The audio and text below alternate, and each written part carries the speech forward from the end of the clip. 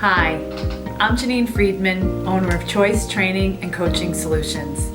I work with stressed out executives who want to lead better, work smarter, and live happier. Today, we're going to be continuing our discussion of the 5 practices of exemplary leadership. And we're going to be focusing on practice 3, which is challenge the process. This practice is all about embracing change. And for some of us, that's a little bit of a challenge because as humans, we gravitate to that sense of homeostasis and we like things to stay the same. We get very comfortable in our routines. So we have to break out of that comfort zone and approach the way that we run our teams or our organization from a place of embracing change and being open to it. So when I talk about this topic with organizations, I like to use the metaphor of a shark. And I always ask the groups, what happens if a shark stops swimming? They actually die. And the same is true for organizations. If they stop innovating and they stop moving forward, chances are they're not going to survive. And I'm reminded of a talk I heard from Bill Gates where he said at any given point in time, his company can shut down within 2 years if they don't continue to innovate. So it's important for one of the largest companies in the world, and it's important for every organization regardless of size. So one of the things we need to do is figure out how we can create a climate in our organization, within our team, that embraces change and welcomes it and encourages employees to be innovative, take risks, and even make mistakes. Because the truth is, it's when employees make mistakes, that's where the most learning comes from. So we want to start creating a culture that allows for those mistakes to happen so that we can learn from them and do better the next time.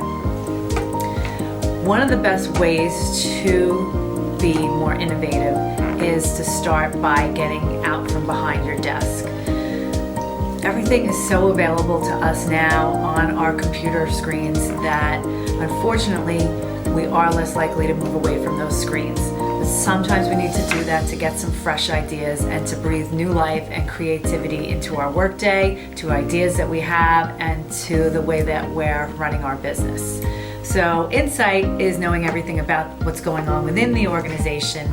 The concept of outsight deals with understanding what's going on beyond the borders of the organization. What are some of the things that are going on in the industry? What's happening in technology?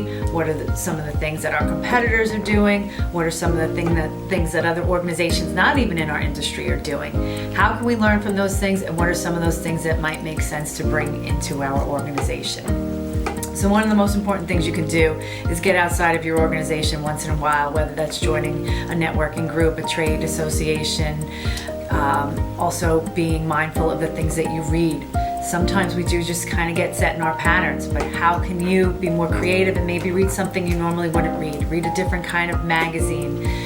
Even change your patterns throughout your day. Even trying to take a different way to work can spark the new ideas and the creativity. Another piece of it is that within our teams, we need to be able to foster a climate of trust.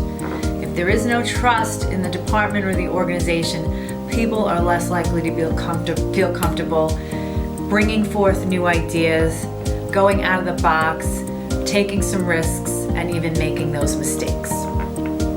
So as a leader, my challenge for you is to think about what are some things you can do to create an environment that makes employees more comfortable being innovative and taking some risks.